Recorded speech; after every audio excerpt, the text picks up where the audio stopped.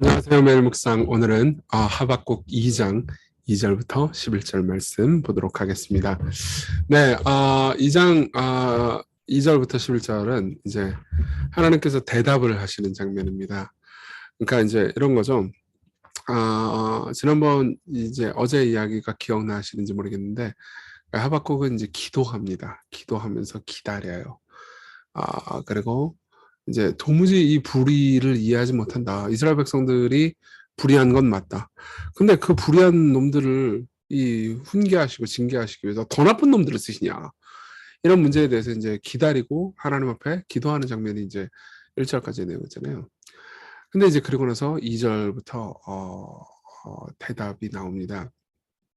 근데 2절부터 대답이 나오는데 2절부터 4절까지가 하나의 대답이에요. 그리고 5절부터 11, 그 이후가 또 하나의 대답이거든요. 2절부터 4절까지가 이제 하나의 대답이고 이 5절부터의 내용은 좀 시간이 많이 흐른 다음에 대답이라고 보는 것이 좀 정확합니다. 어쨌든 간에 좀 읽어가면서 제가 설명해 드릴게요.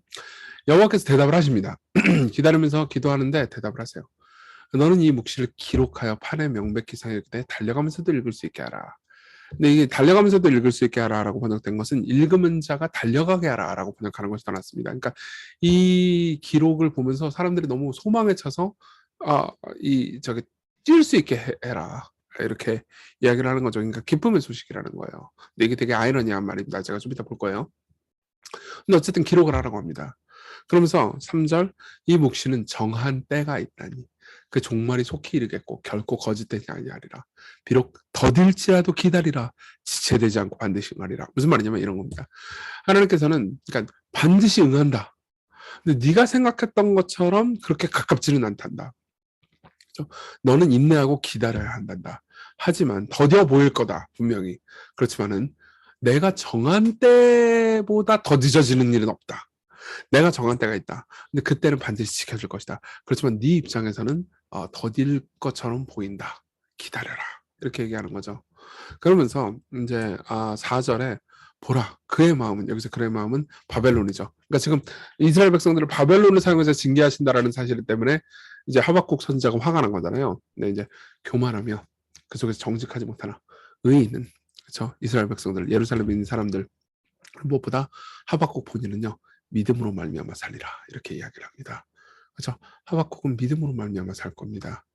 그 말은 무슨 말이냐면은 믿음으로 말미암아서 결국은 그 인내를 말미암아서 하나님을 신뢰하는 것으로 말미암아서 교만한 자들은 죽지만 신뢰를 계속한다면 생명을 얻게 된다 이런 얘기를 하는 거죠. 이 구절은 좀 되게 중요한 구절이거든요. 그러니까 내일에 한 번 더 이야기를 하겠습니다. 4절은요. 그러고 나서 이제 5절 좀 볼게요. 그는, 바벨론이죠. 술을 즐기며 거짓되고 교만하며 가만히 있지 아니하고 소울처럼 자기의 욕심을 넘기며 또 그런 사망 같아서 족한 줄 모르고 자기에게로 여러 나라를 모으며 여러 백성을 모으나니. 그러니까 계속해서 막 나라를 막 정복하면서 막 여러 나라, 여러 백성들을 막 모으고 있어요. 그러면서 막 배고픔, 저기 모든 나라들을 정복하려는 배고픔이 쉬지 못합니다. 그 무리가 다 속담으로 그를 평론하여 조롱하시로 그를 풍자하지 않겠냐. 곧 이르기를 화 있을진저. 지금부터 화 있을진저라는 말이 5번 나오거든요. 그래서 이제 하나님께서 이 바벨론이 망할 것이다 라는 거를 5번에 걸쳐서 화 있을진저라는 메시지를 하시는데 오늘은 그 2개의 화 있을진저를 볼 겁니다. 첫 번째 화 있을진저 자기 소유 아닌 것을 모으는 자요. 언제까지 이르겠느냐? 볼모 잡은 것으로 무겁게 짐진 자요. 너를 억누를 자들이 갑자기 일어나지 않겠느냐? 너를 괴롭힐 자들이 깨어나지 않겠느냐? 네가 그들에게 노략을 당하지 않겠느냐? 무슨 말이냐? 이들은 교만한데 이들의 교만으로 말미암아서 뭐가 발생하느냐? 교만한 사람들은 은근히 고리대금 볼모 잡은 걸로 무겁게 짐진 자라고 그러죠. 짐을 지우게 한 자라는 거예요. 그러니까 이제 자기가 가지고 있는 돈을 사용해서 사람들을 착취하는 거죠. 그렇죠. 이건 뭐 바벨론뿐만 아니라 지금도 얼마든지 있는 이런 사람들이 많이 있죠. 그렇죠. 그런 사람들 향해서 하나님께서 진노하신다 이런 얘기를 하는 겁니다. 그러면서 8절에 네가 여러 나라를 노력할 수 있으므로 그 모든 민족의 남은 자가 너를 노력하리니 네가 사람의 피를 흘렸으며 또 땅과 성읍과 그 안의 모든 주민에게 강포 폭력을 행했습니다. 이렇게 얘기하죠. 그러니까 이제 8절까지의 내용은 그렇게 사람들을 사기치어 먹고 등쳐먹은 놈들 반드시 심판받을 것이다. 이렇게 얘기하는 겁니다. 근데 여기까지의 내용을 보면은 이게 시간이 꽤 지나갔구나라는 것을 알 수 있어요. 왜냐면 1장에서 하박국 1장에서 하나님께서 이 바벨론을 묘사하실 때는 이게 막 신흥 강대국 정도로 묘사되거든요. 이제 막 떠오르는 나라. 근데 지금 이 정도 여기 지금 5절부터의 묘사, 화 있을진저 부분 묘사를 보잖아요. 그럼 이미 굉장히 많은 나라를 먹은 상태예요. 실제로 5절에 보면은 자기에게 여러 나라를 모으며 여러 백성을 모은다고 그러잖아요. 그러니까 꽤 최강대국이 된 상태죠. 그러니까 그 사이에 몇십 년이 흘렀을 수 있습니다. 그러니까 하박국은 자신이 질문을 던지고 어쩌면 몇십 년을 기다리면서 계속 기도했던 것 같아요. 그러면서 또 두 번째 황해스를 진저가 나옵니다. 재앙을 피하기 위해 높은 데 깃들이려 하며, 그러니까 계속 스스로를 높이는 거예요. 계속해서 교만하려고 하는 거죠. 자기 집을 위하여 부당한 이익을 취하는 자에게 화 있을진저. 네가 많은 민족을 멸한 것이 네 집에 욕을 부르며 네 영혼에게 죄를 범하게 하는 것이 되었도다. 담에서 돌이 부르짖고, 그러니까 아무도 모르게 죄를 저지른 것 같지, 그렇지만 돌이 봤단다. 집에서 들보가 응답하리라. 나중에 들보가 너를 고소할 것이다. 이렇게 이야기를 하는 거죠. 그러니까 전반적으로 뭐냐면은 아, 하박구가 기다리고 있네라. 내가 그들을 바벨론도 심판할 것이다. 이렇게 이야기를 하는 거죠. 이 부분은 조금 더 깊이 봐야 되는데 그건 내일 보도록 하겠습니다. 우리 적용해 볼까요? 첫 번째로 하나님의 대답을 기다리면서 인내하는 겁니다. 성경의 많은 대답들은 인내하면서 기다리라고 명령하는 것들이 많아요. 굉장히 많습니다. 욥기도 사실 인내하라는 메시지거든요. 근데 저는요, 옛날부터 그러니까 설교를 하면 항상 그런 질문들을 되게 많이 들었어요. 그럼 어떻게 하라는 겁니까? 그죠? 당신 말 다 이해했습니다. 근데 어쩌라고요, 저보고? 어떻게 하면 문제가 해결되는데요? 이렇게 질문을 던지는데, 사실 이 질문은요, 본인도 사실, 모르지만 그 질문의 진짜 의미는, 그럼 어떻게 하라는 거죠? 라는 질문의 진짜 의미는, 그럼 어떻게 하면 빠르고 간편하고 힘들지 않게 문제를 해결하죠? 라는 질문하고 똑같습니다. 그렇게 질문하진 않았어요. 그렇지만, 그럼 어떻게 하는 거죠? 라는 질문 안에, 사실은 진짜 마음은, 어떻게 하면, 빠르고 간편하고 그냥 단답형의 답이 나오는 거죠. 이렇게 물어보는 것과 똑같죠. 그렇지만 여러분 인생은 그렇게 단답형이 아니죠. 많은 경우 인내하면서 신뢰해야 됩니다. 여러분 신앙의 성장도요. 지속적으로 말씀을 들으면서 교회 생활에 참여하면서 오랜 기간 동안 여러분들의 마음이 형성되고 변하는 과정이 필요합니다. 단답형은 없어요. 하루아침에 이루어지는 일은 없습니다. 그래서 송병현 교수라는 분이 이제 이 하박국 주석서를 쓰면서 이렇게 얘기를 해요.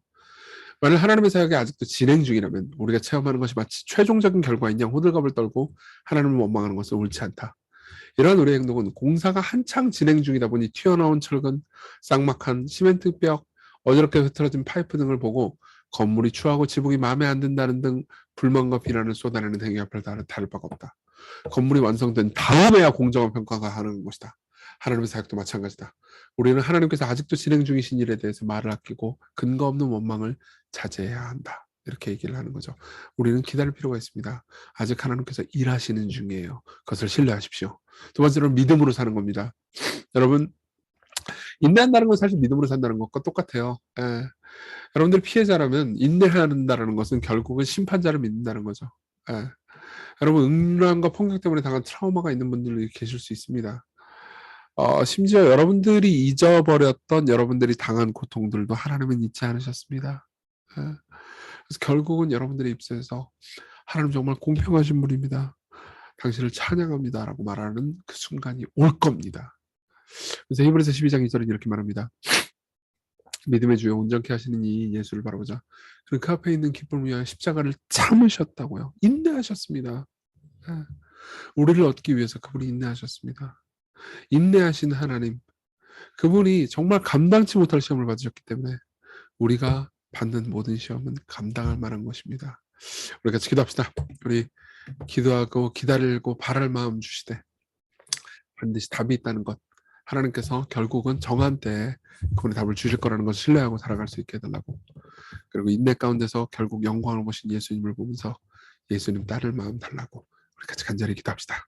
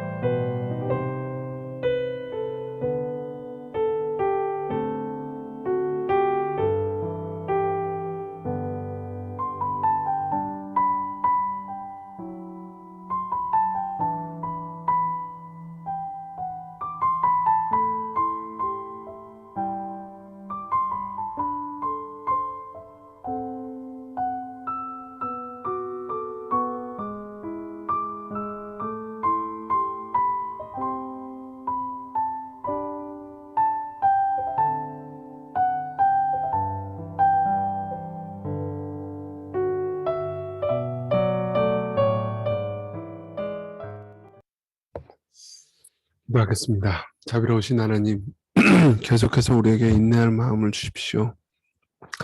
인내하는 거 참 어렵습니다, 하나님. 솔직히 인내하라고 말씀하시는 하나님이 속상하다고 느껴질 때가 많습니다. 그러나 우리를 위해서 인내하신 예수님, 당신을 바라보며 오늘도 힘을 주십시오. 예수님 이름으로 기도했습니다. 아멘. 네, 하나님께서 여러분들과 함께 하십니다. 그걸 기억합시다.